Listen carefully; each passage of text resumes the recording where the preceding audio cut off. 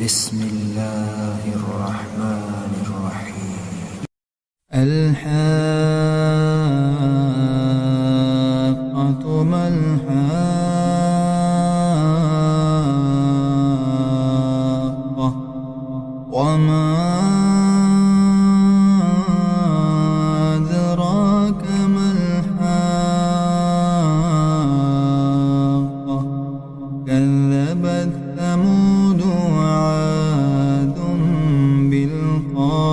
بالقارعة فأما ثمود فأهلكوا بالطاغية وأما عاد فأهلكوا بريح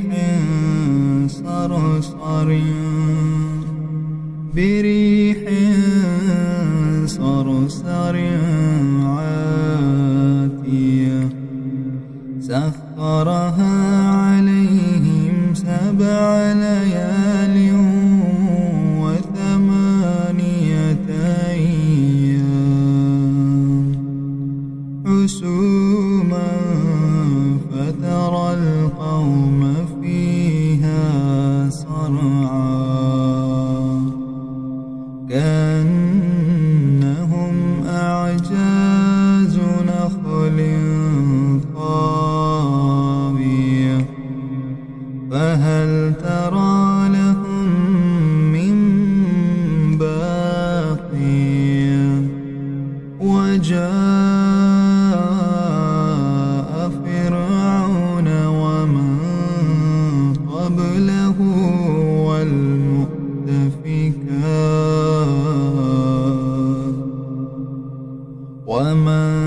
قبله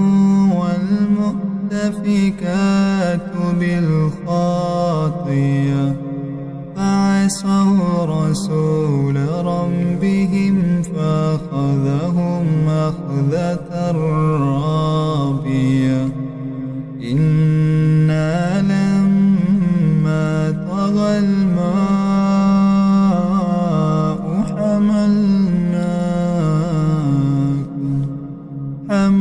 حملناكم في الجارية لنجعلها لكم تذكرة وتعيها أذن واعية فإذا نفخ في الصور نفخة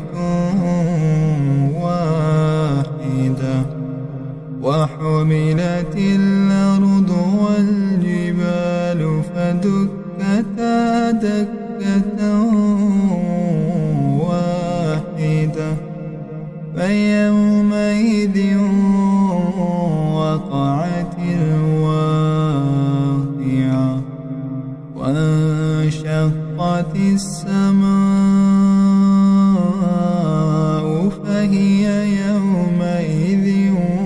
واهية والملك على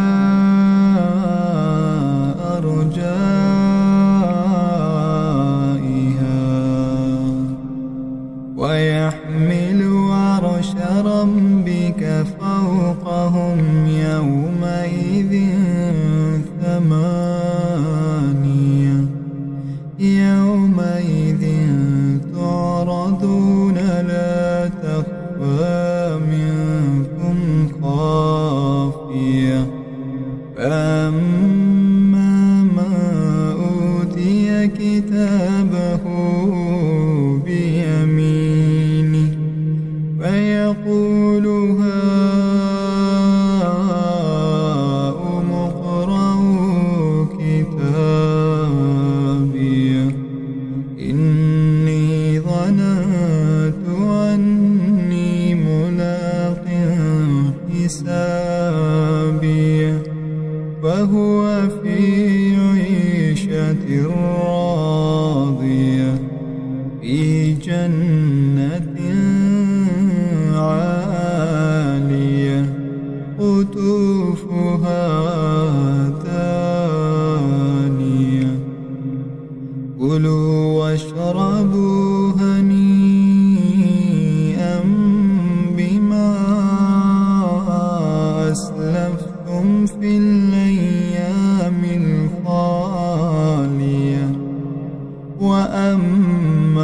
من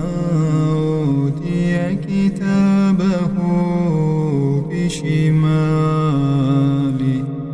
فيقول يا ليتني لم أوت كتابيه ولم أدر ما حسابيه يا ليتها كانت القاضية ما أغنى عني ماليه هلك عني سلطانيه خذوه فغلوه ثم الجحيم صلوه ثم في سلسلة ذرعها سبعون ذراعا فاسلكوه إنه كان لا يؤمن بالله العظيم ولا يحض على طعام المسكين أليس له اليوم هاهنا حميم ولا طعام إلا من غسلين لا يأكله إلا الخاطئون فلا أقسم بما تبصرون وما لا تبصرون إنه لقول رسول كريم وما هو بقول شاعر قليلا ما تؤمنون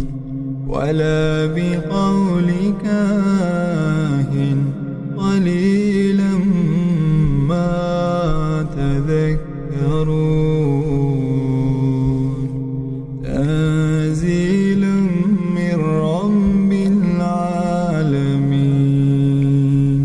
ولو تقول علينا بعض الأقاويل لأخذنا منه باليمين ثم لقطعنا منه الوتين فما منكم